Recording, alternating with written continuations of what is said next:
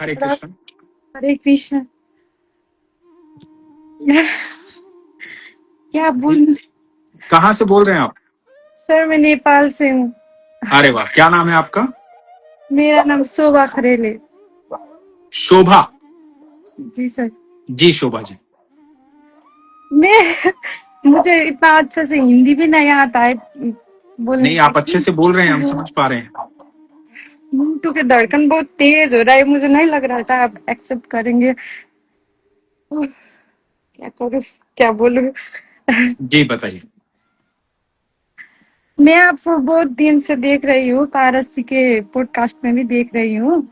मैं सभी भगवान को मानती हूँ। तो अभी अभी आपको देखने से और मैं प्रेमानंद महाराज का भी देखती हूँ।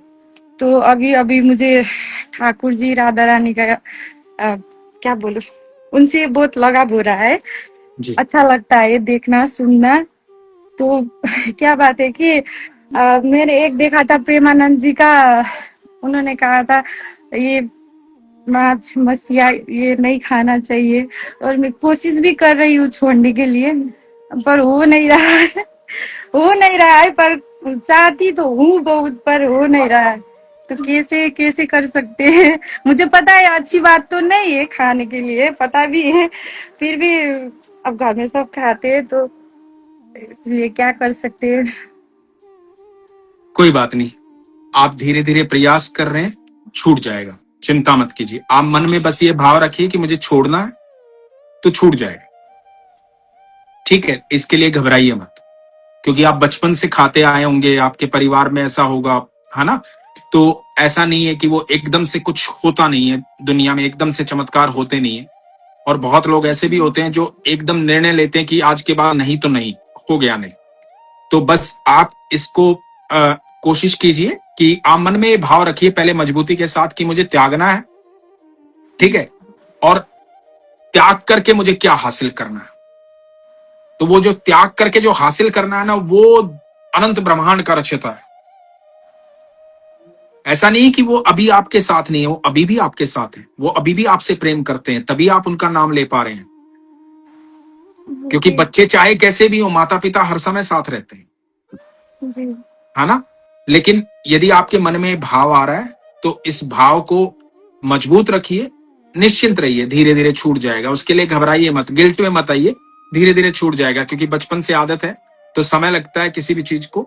और आप धीरे धीरे छोड़ दीजिए, बस ज्यादा से ज्यादा नाम जाप कीजिए। जब नाम जाप आप करेंगे तो क्या होगा कि नाम जाप आपके अंदर है ना, बहुत सारी चीजों का बदलाव करेगा आपके अंदर, आपकी ऊर्जा में बहुत सारा बदलाव आएगा। और जब ऊर्जा में जब बदलाव आएगा ना, तो सारी जो चीजें आपको लगता है ना कि ये चीजें करेक्ट नहीं है, करेक्ट नहीं है, वो अपने आप छूटती चली जाएंगी। अपने आप छूटती चले जाएंगे, आपको छोड़ने की जरूरत नहीं है, अपने आप छूटती चले जाएंगी। मन में भाव अपने आप जागृत हो जाएगा।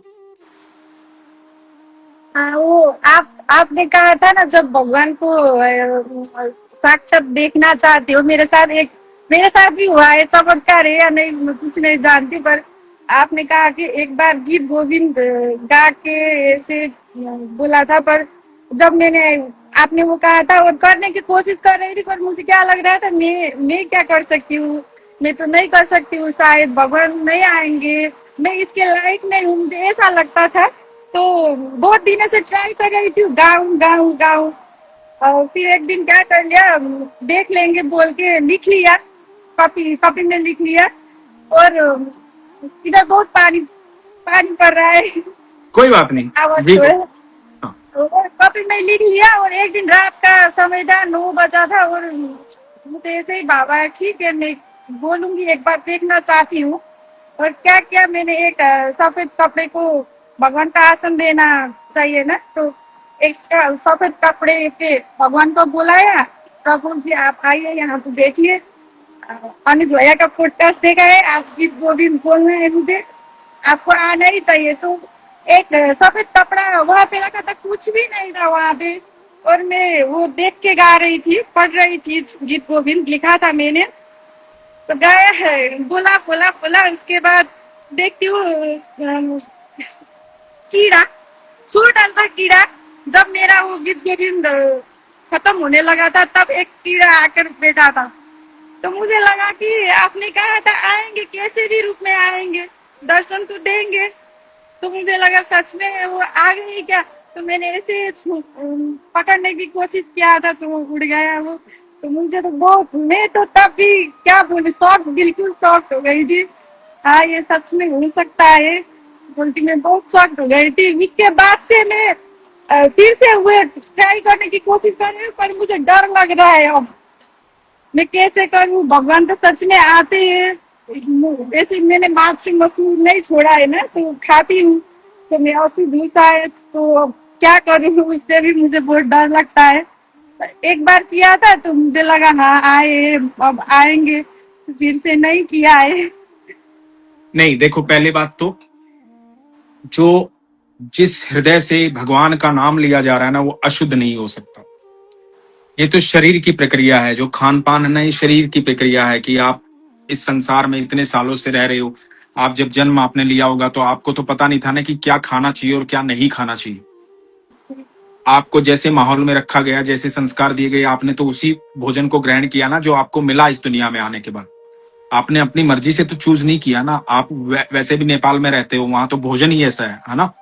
तो आप इस बात का गिल्ट अपने मन से पहले निकाल दीजिए। इस बात को दिमाग से निकाल दीजिए कि आप अशुद्ध हो, आप गलत हो और भगवान आपकी नहीं सुनते। नहीं, ऐसा नहीं है। भगवान आपको बहुत प्यार करते हैं, तभी आप नेपाल में बैठे हो। आपको भगवान का नाम लेना अच्छा लग रहा है, ठाकुर जी का, राधा रानी का नाम लेना अच्छा लग रहा है। पहले तो ये बात सुनो। अब मैं आपको है ना, एक, आपने सदना कसाई की स्टोरी सुनी है? इसका सर सदना कसाई का? नहीं। चलो, मैं आज आपको एक कहानी सुनाता हूं छोटी सी। इस कहानी को सुनने के बाद आप निर्णय लेना कि आपको अब क्या करना चाहिए। ठीक है। ठीक है? तो उसके बाद हो सकता है कि आपकी सारी दुविधा का उत्तर आपको मिल जाए। ठीक है? तो एक कसाई था, सदना कसाई। कसाई का काम आप जानते हो ना, जानवरों को काटना, बेचना, मांस बेचने का काम था उसका। ठीक है? तो सदना कसाई ये काम करता था। तो एक दिन रास्ते से जा रहा था तो उसको कहीं पे एक गोल पत्थर रास्ते में मिला। रास्ते में मिला तो उसकी ठोकर लगी उससे। उसने उठा के देखा, पत्थर बड़ा सुंदर था। तो पत्थर बड़ा सुंदर था तो उसने उठा लिया कि ये मेरे है ना तोलने के काम आएगा। बाट की जगह जो तोलते हैं ना हम तराजू में, तो तोलने के लिए काम आएगा। तो वो लेकर आके आ गया उसको। अब वो बाट की जगह उसको तोलता, मांस को उस पत्थर से तोल रहा था। और आप हैं नेपाल की रहने वाली, है ना? ध्यान रखना, ध्यान से सुनना ये कहानी। तो वो उस पत्थर से मांस को तोल रहा था। अब क्या हुआ कि जब से वो पत्थर से मांस को तोल रहा था, एक मैजिक हो रहा था, एक जादू हो रहा था। और जादू ये हो रहा था कि मांस जितना जिस ग्राहक को चाहिए होता था, वो उतनी ही मात्रा में तुल जाता था। तो बड़ी हैरानी वाली बात हो रही थी। तो धीरे धीरे बात फैलने लगी, दूर दूर से लोग देखने आने लगे कि यार ये क्या हो रहा है, मतलब उस कसाई के यहाँ ऐसा कोई जादुई पत्थर है। तो अब ये बात सुनी एक ब्राह्मण ने भी, एक पंडित ने सुनी। पंडित भी देखने आया। जब पंडित देखने आया तो उसने दूर से देखा, क्योंकि वो कसाई की दुकान पे तो नहीं जाता पंडित। उसने दूर से देखा और उसने क्या देखा कि जो तराजू में रखा हुआ पत्थर है, वो पत्थर नहीं है, वो शालिग्राम है। और शालिग्राम कहाँ निकलते हैं? आपके यहाँ नेपाल में गंडकी नदी में, है ना? ठीक है? तो अब वो शालिग्राम है। तो ब्राह्मण को लगा ये तो अनर्थ हो रहा है, पाप हो रहा है, ये तो गलत हो रहा है। तो वो कसाई के पास गया जब भीड़ हट गई, और उसने जाके बोला तू तो पाप कर रहा है, अनर्थ कर रहा है, तू भगवान को तराजू में तोल रहा है। तो सदना कसाई को बड़ा सदमा लगा। उसने कहा कि मुझसे तो बहुत घोर पाप हो गया। मुझे नहीं पता था ये शालिग्राम है, मुझे नहीं पता था साक्षात विष्णु है, साक्षात भगवान है ये। अब क्योंकि सदना कसाई भी भगवान का भक्त था, भले ही उसका धंधा, उसका काम ये था मांस बेचना, लेकिन भगवान का भक्त था। और भगवान के भक्त होते हैं ना, आप शराब के ठेके में भी जाते हैं तो भगवान की तस्वीर लगी होती है, ऐसा थोड़ी कि वो पूजा नहीं करते, करते हैं वो भी। भगवान को तो हर कोई मानता है ना, जिसका जैसा धंधा है वो मानता है वो भगवान को। तो सदना कसाई भी भगवान को मानता था, नाम जाप करता था, भगवान की आराधना करता था, पूजा करता था। जब उसको ये बात पता लगी, उसको तो बड़ा धक्का लगा। उसने कहा मुझसे गलती हो गई, अब मैं क्या करूं? तो पंडित जी ने कहा इसको मुझे दे दे, ये तेरे पास नहीं रहेंगे। तो पंडित जी लेके आ गए। पंडित जी लेके आए, उन्होंने पंचामृत स्नान करवाया उनको, शहद से, दूध से, दही से, गंगा जल से स्नान करवा के, और एकदम बहुत सुंदर बना के उनकी पूजा की, आराधना की, उनको स्थापित करके, और उनसे क्षमा मांगी कि उसकी तरफ से क्षमा मांगता हूं, धन्यवाद आप प्रभु मेरे पास आए। तो रात को पंडित सो गया। जब पंडित सो गया तो भगवान सपने में आए और पंडित पर आकर के गुस्सा हुए, भगवान क्रोध में थे।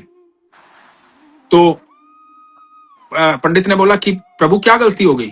बोला तू मुझे सदना के पास से लेकर क्यों आया और सदना को तूने डांटा क्यों? मुझे सदना के पास ही रहना है, मुझे वहीं ले जाकर। तो अगले दिन क्या हुआ कि वो, अब उसकी समझ में नहीं आया ये बात, तो वो घबरा करके डर करके शालिग्राम को लेकर के सदना कसाई के पास गया और जाकर के कसाई को बोला कि ये लो, भगवान ने कहा है कि मुझे सदना कसाई के पास ही रहना है, मुझे वहीं रख, मेरे से गलती होगी, मैं आपसे ले गया, पता नहीं भगवान को आपसे क्या प्रेम है, ये रखिए आप, भगवान ने आदेश दिया है। तो सदना कसाई ने कहा क्या भगवान सपने में आके मेरे बारे में बोल रहे थे? भगवान ये कह रहे थे कि मेरे पास रहना है? तो पंडित जी ने कहा हाँ। तो उसने बड़े आदर सम्मान के साथ शालिग्राम को लिया और उसी पल से उसने मांस बेचना छोड़ दिया और सारे गलत कार्य छोड़ दिए और भगवान का ध्यान किया। अब देखो, अब इस कहानी को अपने से जोड़ो। आपके मन में भाव आया कि आपने गीत गोविंद किया और आपको भाव जागृत हुआ कि भगवान आए, है ना?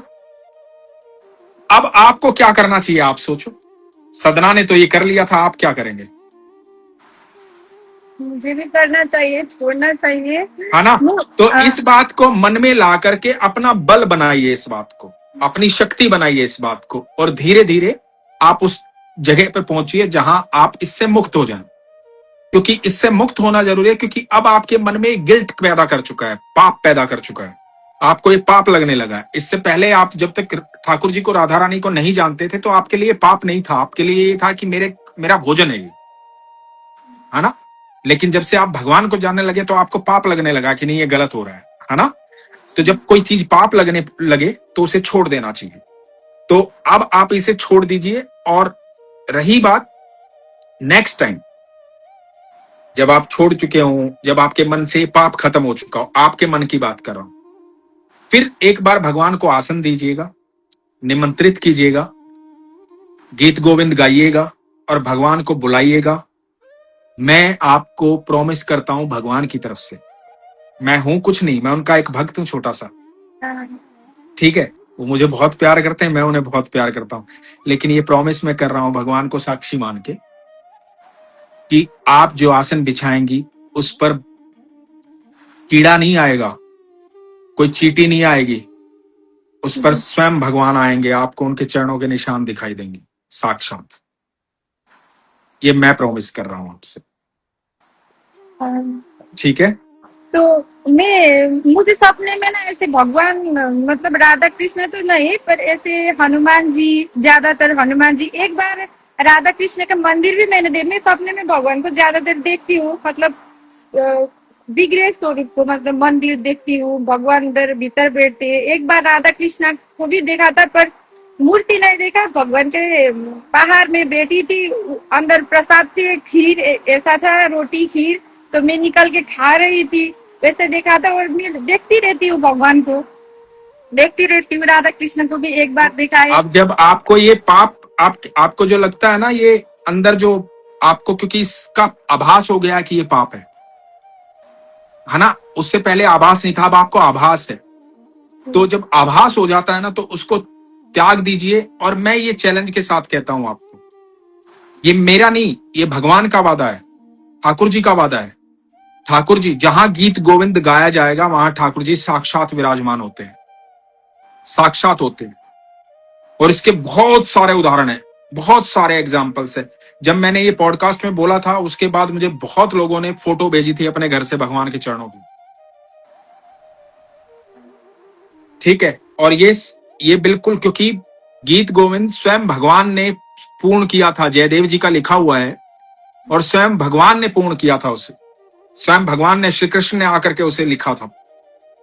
तो वो स्वयं भगवान आते हैं जब भी गीत गोविंद गाया जाता है। तो आप देखिएगा, आपको वो आभास होगा। अब भगवान कृष्ण का आभास करना है तो फिर सोच लीजिए, मुझे कोई कहे ना कि यार कृष्ण वहां मिलेंगे, उसके लिए ये छोड़ना है, मैं छोड़ दूंगा सब कुछ। मैं संसार की हर चीज छोड़ सकता हूँ, दुनिया की हर चीज छोड़ सकता हूँ। यदि मुझे कहे ना कि कृष्ण आज मिलने वाले हैं, 5 बजे मीटिंग है, लेकिन ये सब कुछ छोड़ के जाना है, उसके बाद कभी अपनाना नहीं, मैं छोड़ दूंगा सब कुछ। ठीक है, मैं ठीक है, आज से ही कोशिश करूंगी है ना? छोड़ने के लिए। कोशिश करना और भगवान को बोलना, प्रभु मुझे आपसे मिलना है बस। ठीक और है, मुझे और मुझे वृंदावन जाने का बहुत इच्छा है, पर कब पता नहीं कब जा पाऊंगी। इच्छा जल्दी बहुत जाओगे है। आप, जल्दी हाँ, जाओगे। तो एक बार देखना भी है कैसे, बिल्कुल, क्योंकि बिल्कुल आपके जल्दी। मुख से ही सुना है मैंने उधर का, ये कैसा है क्या है, दिल उधर ही रह जाता है, सिर्फ शरीर आता है आपके साथ, आप बिल्कुल कैसे बिल्कुल बोलते हो। जल्दी जाओगे आप, निश्चिंत रहो, जल्दी जाओगे। भगवान आपको बिल्कुल बुलाएंगे। भगवान जब आपके हृदय तक पहुंच गए हैं तो भगवान आपका हाथ पकड़ के ले भी आएंगे वहां पे। निश्चिंत रहो, उस बात की चिंता मत करो। एक मुझे नेपाल की एक और बहन थी, उनका नाम था सुशीला शायद। तो उनके पास व्यवस्थाएं नहीं थी कुछ भी, ना उनके पास तस्वीर खरीदने के भी पैसे नहीं थे। ऐसे हालात से वो गुजर रही थी उस समय। बाकी ईश्वर की कृपा से अब सब कुछ ठीक है। तो उस समय उनको राधा और कृष्ण से प्रेम हो गया, तो उन्होंने एक पेपर पर लिखा राधा, हाँ, वो मैंने आपके मुंह से सुना है। है वो ना? पेपर में, हाँ वो मैंने सुना है, मुझे बहुत अच्छा लगा था वो भी। और वो पेपर पे लिख के उन्होंने मंदिर में लिखा और उसी की वो पूजा करती थी। उसी की पूजा करती थी। और फिर कुछ दिन बाद लड्डू गोपाल उनके घर आए स्वयं। वो भी मुझे पता है भैया, मुझे बहुत बहुत खुशी लगा। आज के 2-3 दिन पहले भी आप आए थे ना, लाइव रात में आए थे। जी, तो मैं इस एप्स के जो भी वो नोटिफिकेशन होता है ना, मैं वो ऑन नहीं करती हूँ, वो टिंग टिंग बजता है, मुझे अच्छा नहीं लगता था। पर मैंने इंस्टाग्राम का किया था, क्योंकि अनुज भैया कब लाइव आएंगे तब मुझे पता होना चाहिए। तो उस दिन भी मैं 11-12 कितना बज रहा था, तो आपका आ गए तो मैं फटक से चली गई थी। और आप बोल रहे थे कि जिसको हाल खबर पूछने के लिए प्लीज ऐड मत करना, ये वो। तो ठीक है, मैंने सोचा जिसको जरूरी है आज उसका ही दिन है, और मेरे दिन जब आएगा तो तभी बोलूंगी। बोला था उस दिन नहीं हो पाया था। आज भी जब नोटिफिकेशन आया अनुज शर्मा लाइव बोल के, तो मैं दौड़ के चल आ गई थी। पता नहीं आज नंबर आएगा कि नहीं आएगा, नहीं आएगा। आ ईश्वर गया। आपको प्रसन्न रखे। और बिल्कुल जब आप, बिल्कुल आपको ये मन से ये निकल जाए और आप भक्ति में आ जाएं तो आप निश्चिंत रहें, सब कुछ बहुत अच्छा होगा। बहुत अलग दुनिया है ईश्वर की। हाँ, ठीक है, सब कुछ ठीक है भैया, ठीक है। ख्याल रखो अपना। हरे कृष्ण। हरे कृष्ण, जय श्री राधे। जय श्री राधे।